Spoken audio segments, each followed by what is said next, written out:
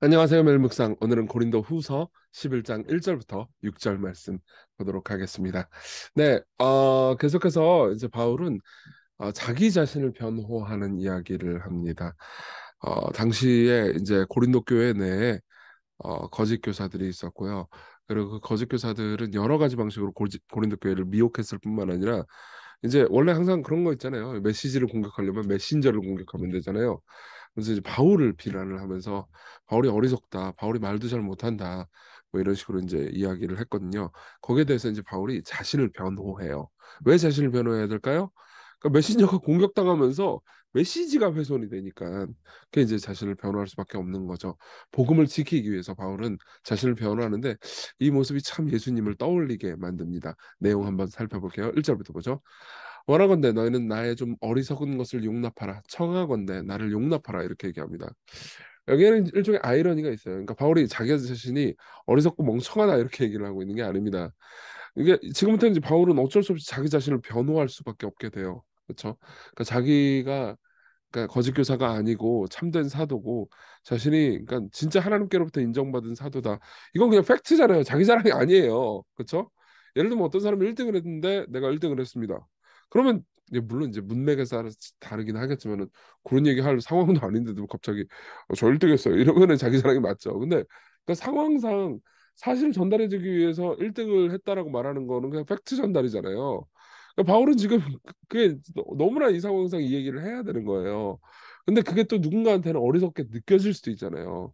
그러니까 상황상 제가 1등을 했습니다라는 말을 해야 되는 상황이 있는데 그 말을 하는 것 때문에 왜 1등이라고 왜 얘기해? 이렇게 누군가는 또 어리석게 얘기할 수 있잖아요. 그러니까 바울이 먼저 내가 어리석다라고 먼저 이야기를 해주면서 이제 저기 논리를 전개시켜 나가는 거죠. 그러면서 나를 용납해라. 이제부터 나는 내 변명을 해야 되는데 나를 좀 용납 좀 해다오. 그러면서 내가 하나님의 열심으로 너를 위해서 열심을 낸다라고 말합니다. 여기 열심이라고 번역된 단어 있잖아요. 이게 질투라는 단어입니다. 그러니까 나중에 우리 보겠지만 하나님도 질투하시는 분이거든요. 그러니까 하나님께서 질투하시는 그 질투로 너희를 위해서 질투를 한다. 내가 너희를 정결한 처녀로 한 남편인 그리스도께 드리려고 중매하기 위해서다. 그러나 나는 뱀이 그 간계로 하와를 미혹한 것처럼 너희 마음이 그리스도를 향해 하는 진실함과 깨끗함에서 떠나 부패할까 두려워하더라. 그러니까 바울은 지금 어떤 질투심을 가지고 있어요. 그러니까 내가 이 교회라는 이 신부를 그리스도께 딱 중매를 해가지고 이 교회가 예수님만 바라봐야 돼. 근데 예수님 말고 딴 존재를 자꾸 바라보니까 미치는 거예요. 그러니까 이게 여러분들이 이미지를 좀 더 이해하기 위해서는 당시에는 결혼을 여성들이 아주 일찍 했다라는 것을 기억해 놓으시면 됩니다. 보통 10대 중반, 뭐 초반에도 했어요. 근데 이게 아직 애잖아요. 그렇죠? 근데 얘가 이게 예수님이라는 신부를 만나야 너무 행복한데 다른 뭐 남은 뭐 바람둥이 막 진짜 이 남자 결혼하면은 뭐예요? 그 인생 망할 것 같은 그런 남자들 있잖아요. 그런 남자들만 맨날 쳐다보고 있으면 마음이 답답해요, 안 답답해요? 답답하잖아요. 그렇죠?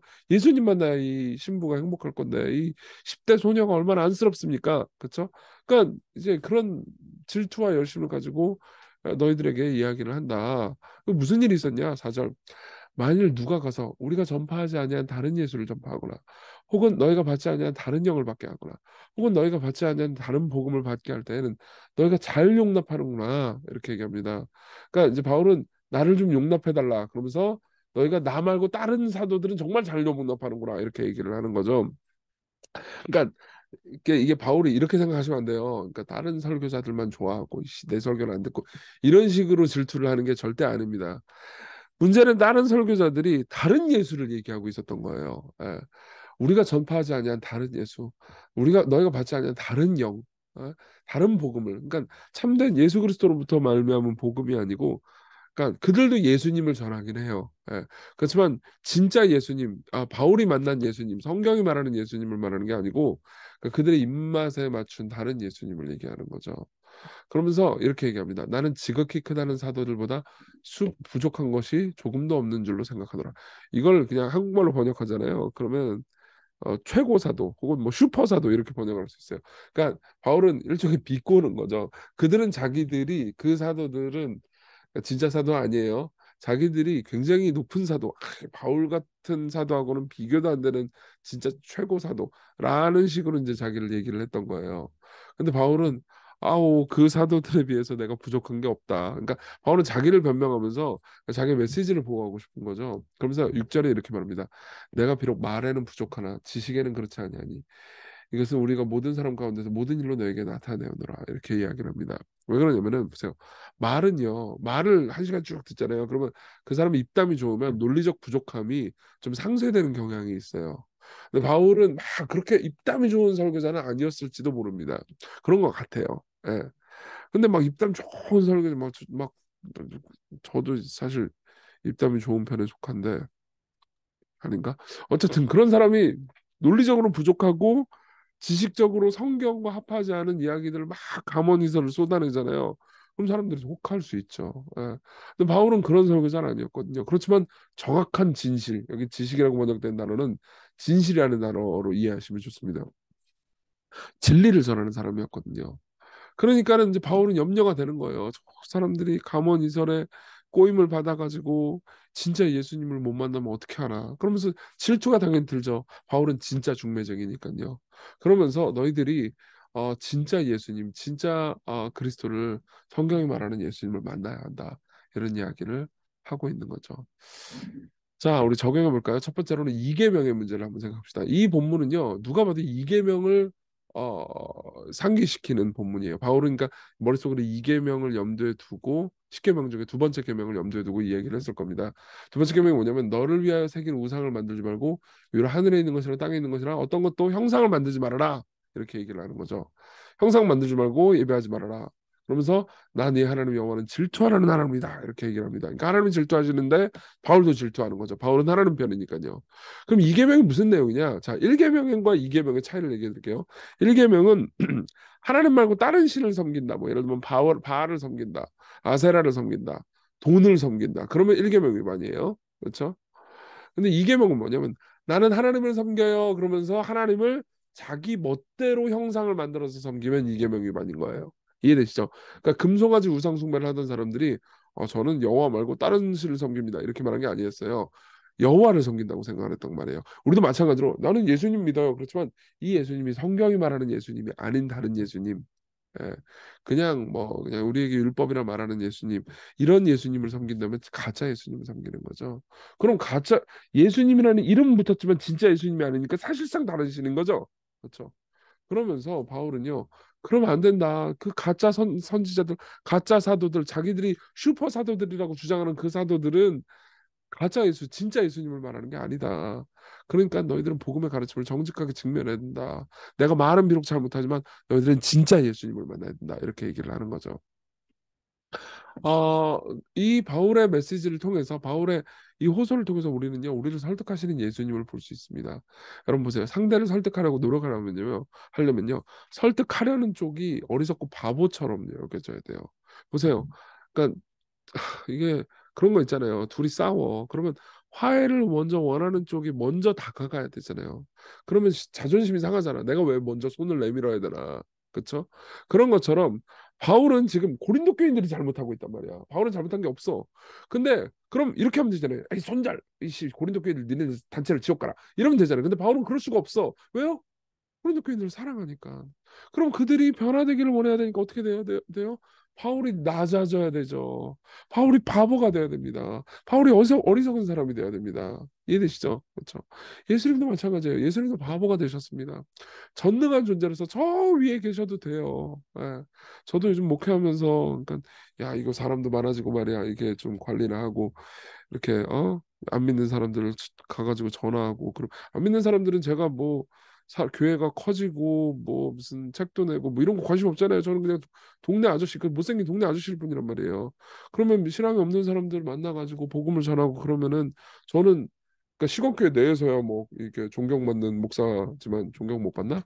어쨌든 그 저기 바깥에 나가면은 그 뭐 안에 동네 아저씨니까 이제 무시당하기 쉽잖아요. 그러면 에이씨 나는 존경받는 사람들 사이에서 살래 이렇게 생각할 수 있잖아요. 그러면 저는 사랑이 없는 사람이겠죠. 그렇죠? 예수님도 얼마든지 그러실 수 있었습니다. 인간들 너희들이 나를 인정 안 해? 여기 천사들은 나를 인정하는데 나는 나를 인정하는 새 인류를 만들 수 있어. 그러면서 인간들을 싸그리 지옥으로 넣으실 수 있죠.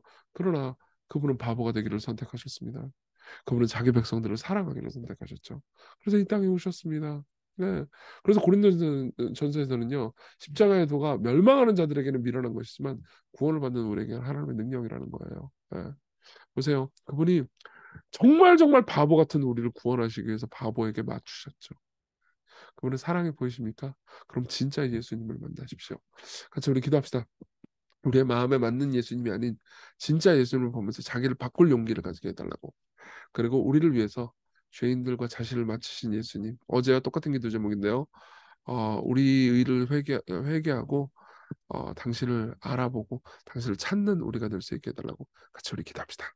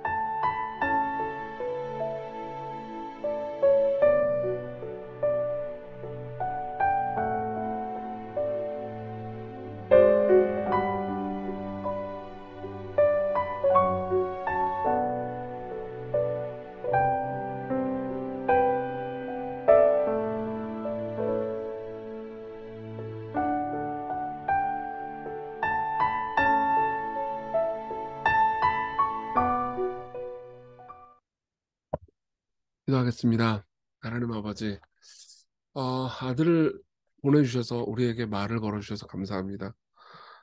우리라는 자기중심적이고 완악하고 답답한 존재를 향해서도 설득을 시도해 주셔서 감사합니다. 사도 바울의 설득을 보면서 예수님을 봅니다. 우리도 그렇게 보이지 않는 사람들, 완악한 사람들을 위해서 기도하고 설득하는 마음 가지게 해주세요. 예수님 이름으로 기도했습니다. 아멘. 네, 오늘 하나님의 은혜 안에서 기쁜 하루 되셨으면 좋겠고요. 내일은 어린이날이라서 쉽니다. 따로 공지 또 드릴 거긴 한데 그래도 행복한 매일매일 보내셨으면 좋겠습니다.